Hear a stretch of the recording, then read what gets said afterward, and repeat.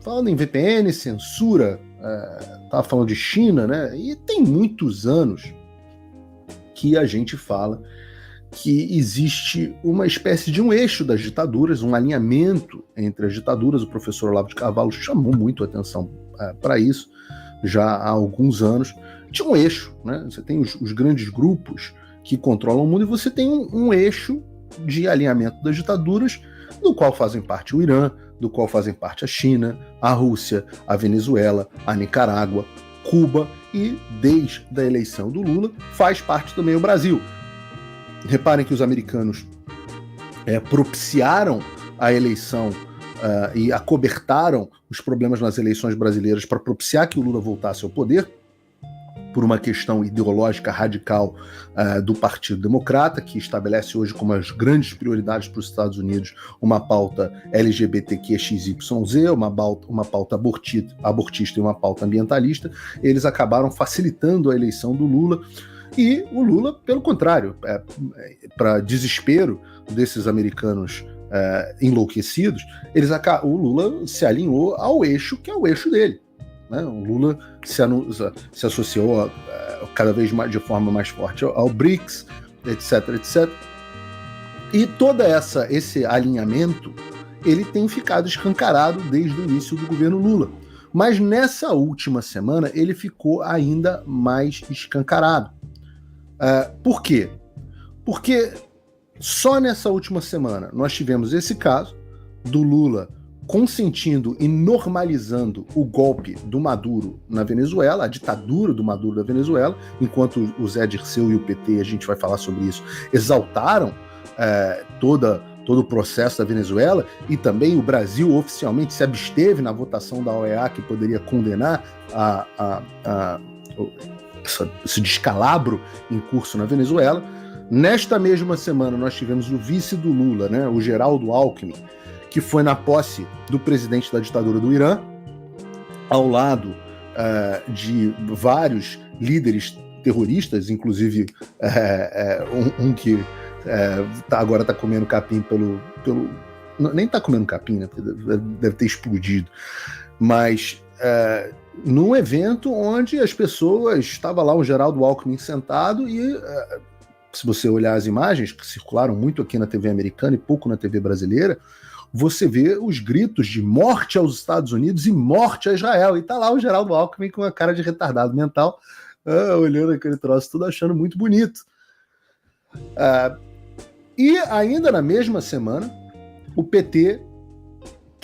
mesmo PT que condena Israel, o mesmo PT que vai na posse do regime tirânico de Israel, que não condena o que acontece na Venezuela, tem uma coisa que o PT condena. Nessa mesma semana ele vai e condena com veemência, o governo Lula condena com veemência a morte do chefe de um grupo terrorista do Hamas. Hamas é um grupo terrorista defendido de forma aberta, cada vez mais aberta pelo PT. Então, esse alinhamento das ditaduras, do qual a gente não podia falar, né, essa aliança, inclusive a ligação da aliança as ligações dessa aliança ao tráfico de drogas na América do Sul, por exemplo, a gente não podia falar nada disso na Jovem Pan. A gente não podia falar nada disso na Jovem Pan, era proibido pelo TSE falar sobre isso na Jovem Pan. A gente não poderia, por exemplo, mostrar os elos do PT com o ditador, narcoditador, procurado pelo Departamento de Justiça dos Estados Unidos, inclusive com recompensa de 15 milhões de dólares, né? O narcoditador Nicolás Maduro. A gente não poderia falar sobre isso, sobre a ligação do Lula com este cara. Eu falava de qualquer jeito e paguei o preço, né? Mas a gente não podia, o TSE determinava com as ações do Zanin, que hoje é ministro do Supremo Tribunal Federal, na época advogado do Lula, entrava com múltiplas ações, e eu devo ter ações no TSE que eu desconheço, né, porque não chegam até a mim, mas eu sei, já soube que tem múltiplas ações no TSE do Zanin, justamente por conta desse tipo de coisa. De falar, olha, o Lula é amigo do Daniel Ortega, o Lula é amigo do Nicolás Maduro, há uma aliança, há um alinhamento entre esses governos, e a política externa do Brasil vai ser ditada pela relação de alinhamento que esses países têm, esse eixo tem, né? Então, a gente não podia falar e, no final das contas, a gente não podia antecipar o que acabou acontecendo. A recepção do Lula do Maduro desse... Quantos anos vocês passaram ouvindo dizer que o Maduro era um homem mau? Muito, sabe? Muito. Aqui, já, presidente, aqui. Uma foto aqui. Eu saludo aí, presidente aí. Cumprimento. Quantos anos vocês passaram ouvindo, disse o Lula no ano passado, que o Maduro era um homem mau?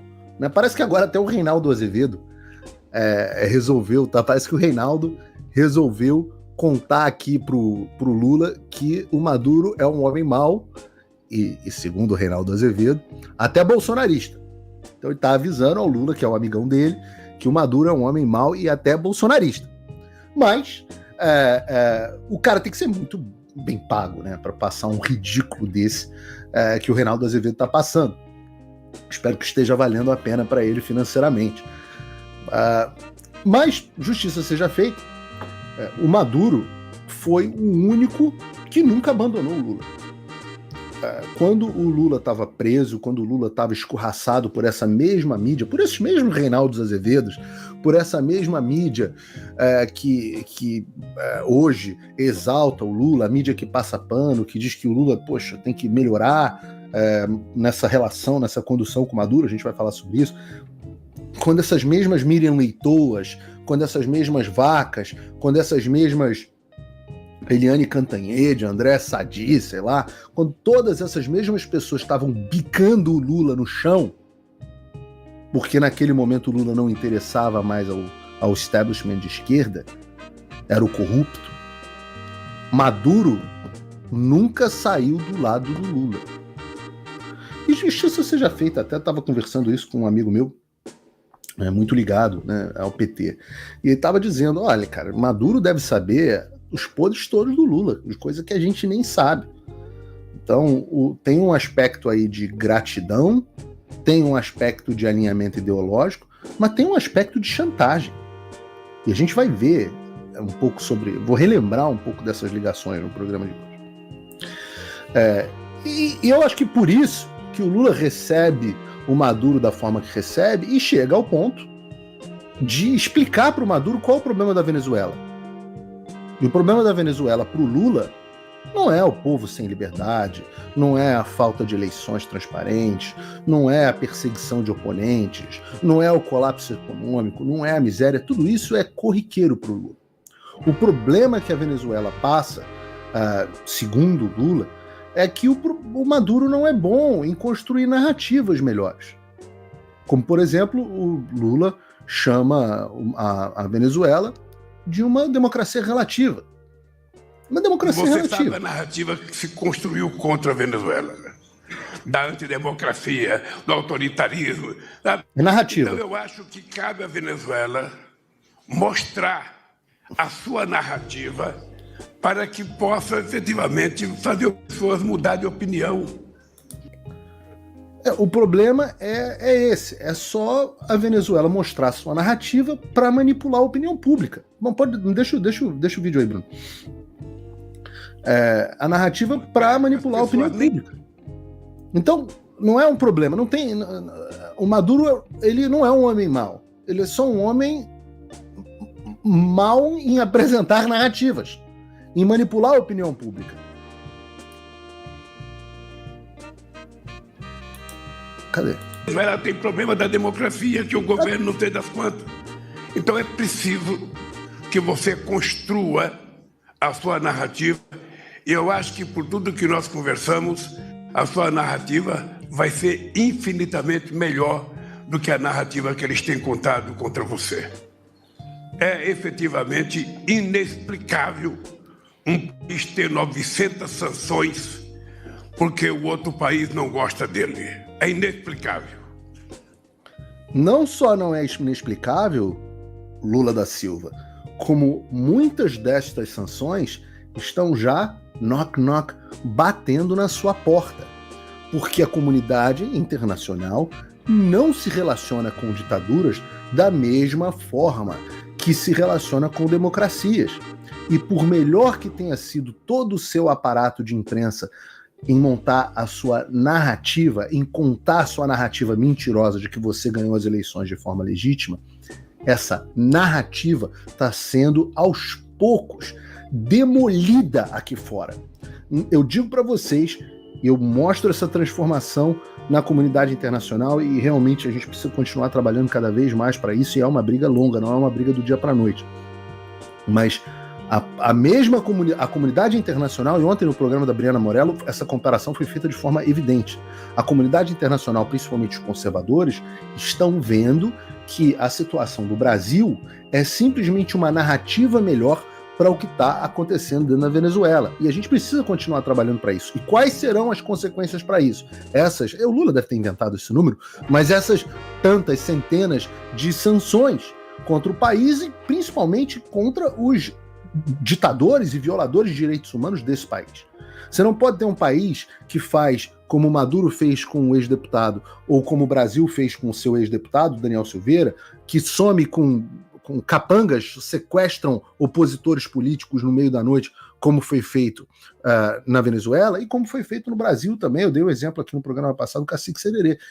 O resultado disso, inexorável, são essas centenas de sanções às quais você se refere, Lu.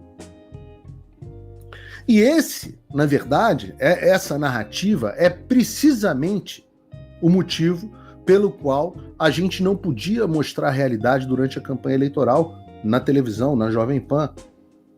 É por isso que o Alexandre de Moraes precisa de um aparato de censura tão grande, para que o PT pudesse construir a sua narrativa para chegar ao poder. Então a gente não podia expressar a realidade. A gente não podia expressar, por exemplo, a delação, relembrar a delação da Mônica Moura, que o meu querido coronel Gerson Gomes resgatou, muito bem resgatado, nesse final de semana do Twitter, que mostra as ligações entre a Venezuela e de Maduro e Lula da Silva. Bota aí pra gente, Bruno. Mandou chamar o João e disse pro João que o presidente Chaves tinha pedido a intermediação para o João fazer a campanha dele de reeleição na Venezuela. João aqui é o João Santana, marqueteiro do PT e do Lula.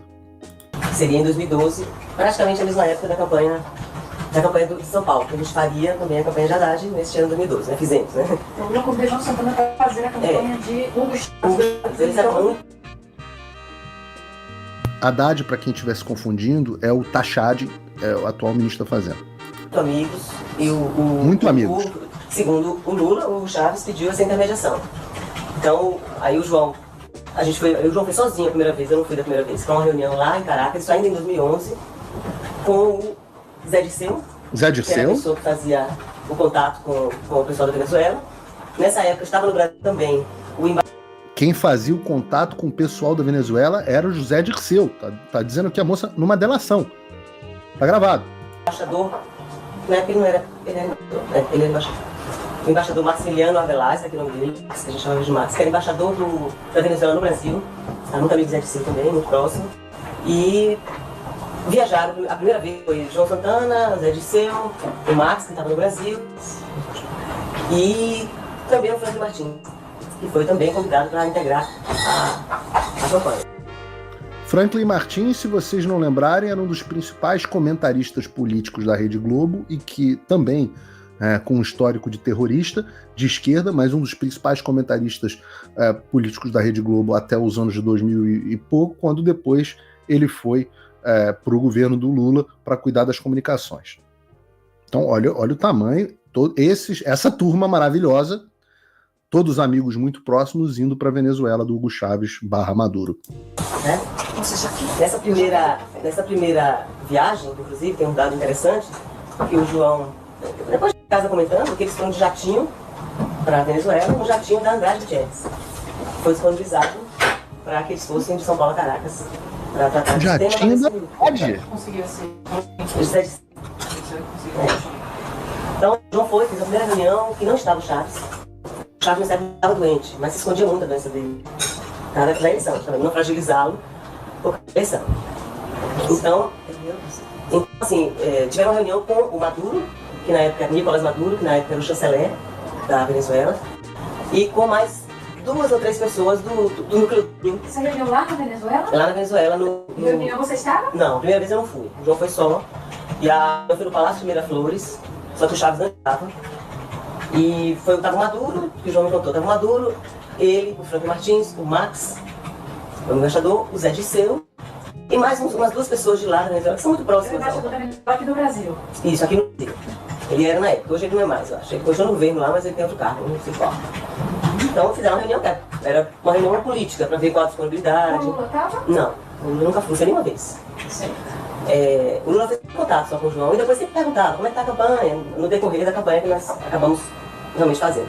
Voltou para o Brasil e aí João, eu aceitei fazer a campanha na Venezuela. Eu quase que tive um ataque cardíaco também, porque era muita coisa naquele ano, o famoso ano que a gente fez 4 campanhas. Sim, eu sempre tive 4 campanhas. Quais foram as campanhas? A gente fez no início do ano Dominicana, que acabou em maio a eleição, mas 2012 também.